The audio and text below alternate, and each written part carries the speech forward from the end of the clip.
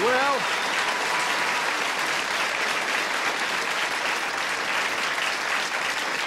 ladies and gentlemen, would you please say hello to Flash Gordon himself. Here he is, Sam Jones. Say hello.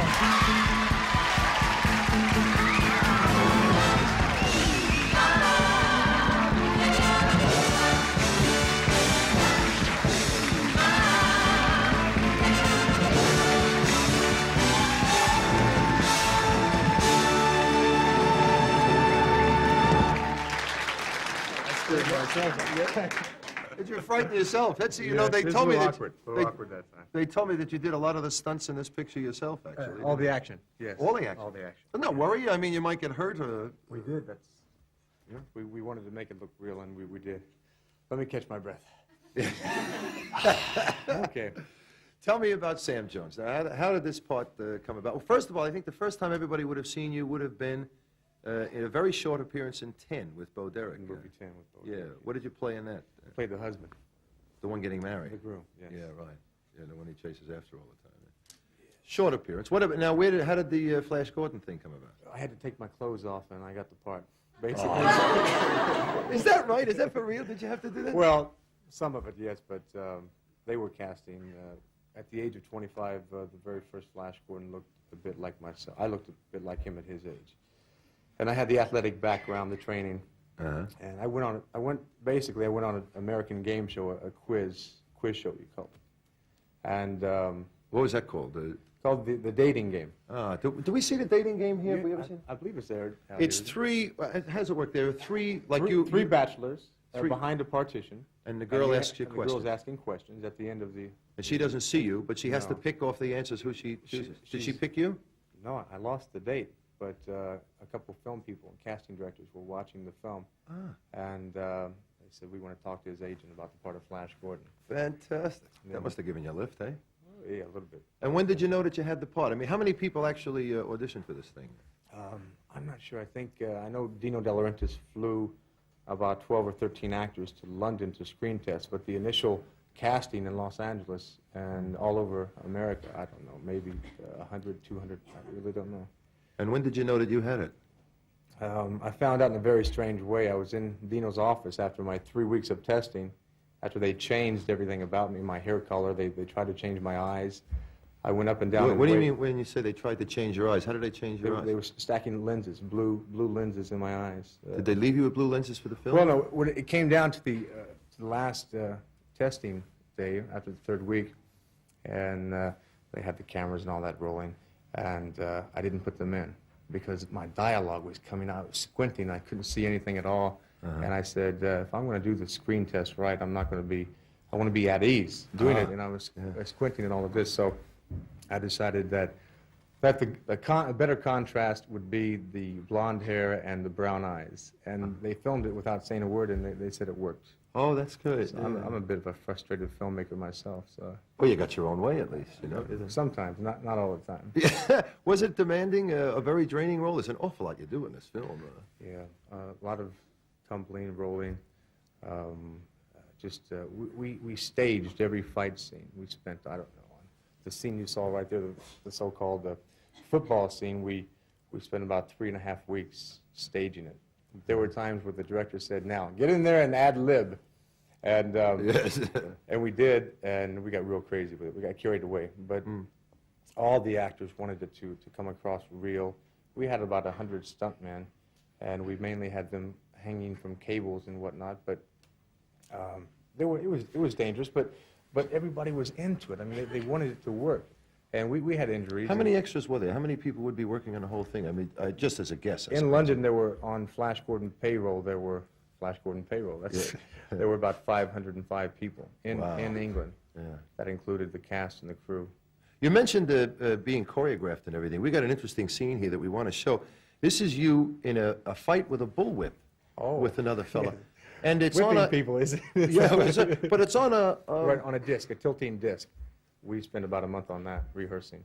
a month rehearsing on that disc to get this right? Just with that scene, but before that, they brought a bullwhip artist out to spend about 3 months with us between each scene behind the studio, cracking this very dangerous weapon, which it was, because I took a lot of my skin off my face, the back of my neck, and my arms. There's also things coming up out of the middle of the disc that look like knives. Were They are those? knives, yeah. They are knives. They were steel shafts, and at the end of the shaft was a rubber tip, but it looks. Well, if you fell on it, you could hurt yourself as well. If you We didn't. did. We Did started you hurt yourself with the whip as well?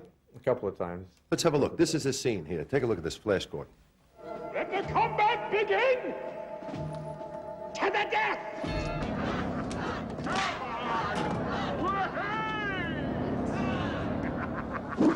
Flash! Watch out!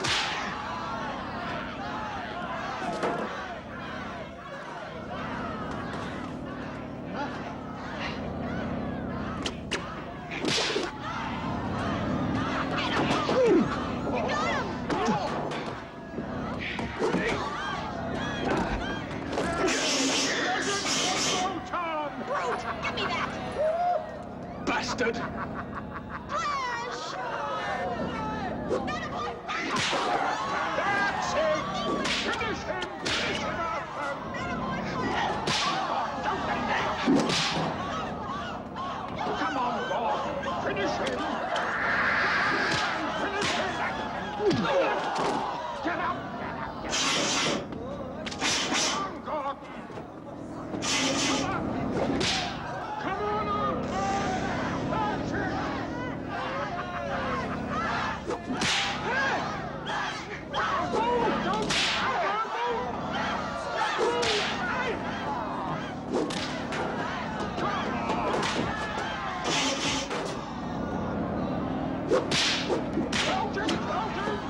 Flash!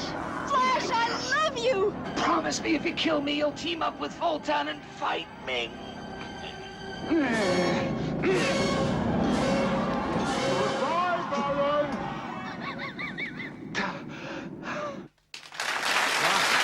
Yeah, I would say, yeah, not bad.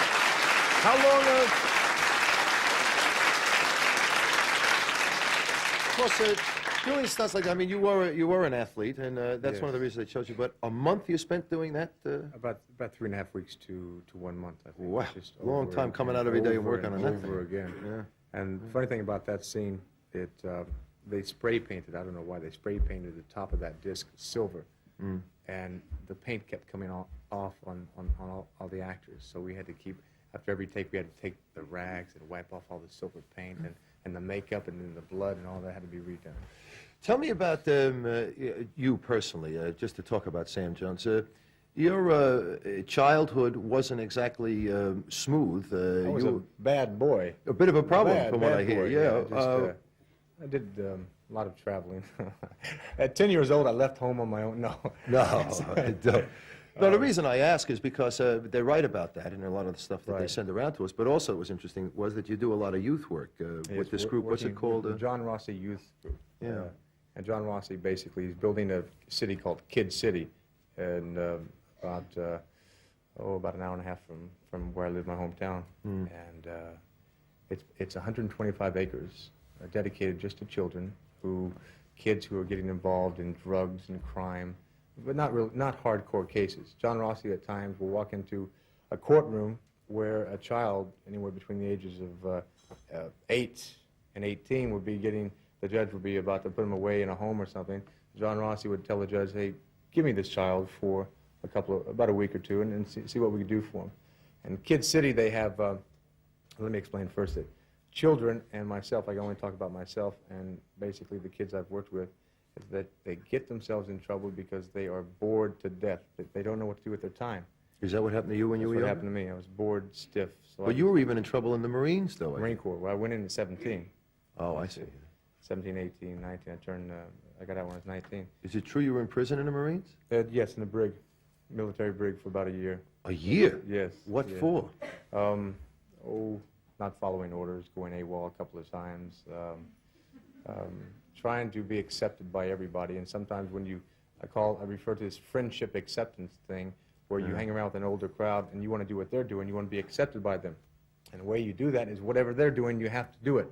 If it's going out getting high, drinking a case of beer until you pass out, walking into an athletic shop or a sports shop and stealing bicycles or something, then you do that. And the trendy things, following the fads and all of that.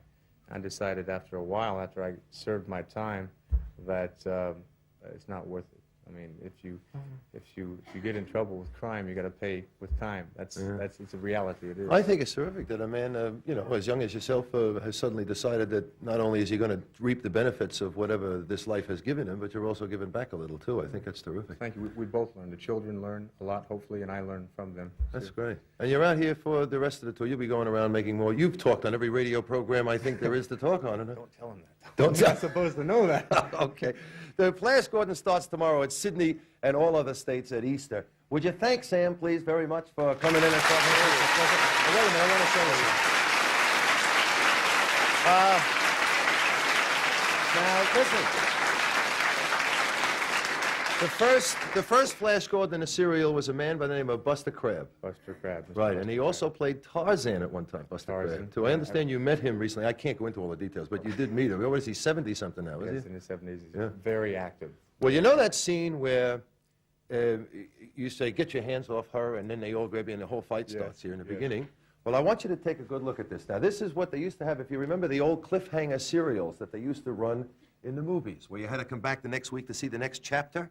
Well, we got a hold of this, and some of the dialogue is amazingly similar. It was really surprising. Have a look at this. Here, look. You are beautiful. You keep your slimy hands off her, and you have him!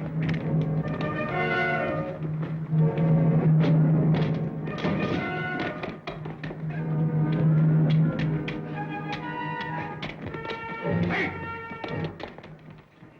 Throw him into the arena. A bargain, Father. If he survives, he's mine. You shall not escape the pit.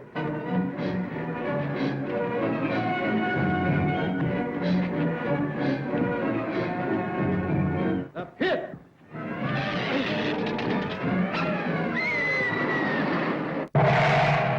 What will happen to Flash Gordon? Why didn't he wait for the lift like anyone else? Who will hit the bottom first? Will Flash crash? Tune in after this commercial break when we present the answer in the exciting finale to Flash Gordon. Thanks,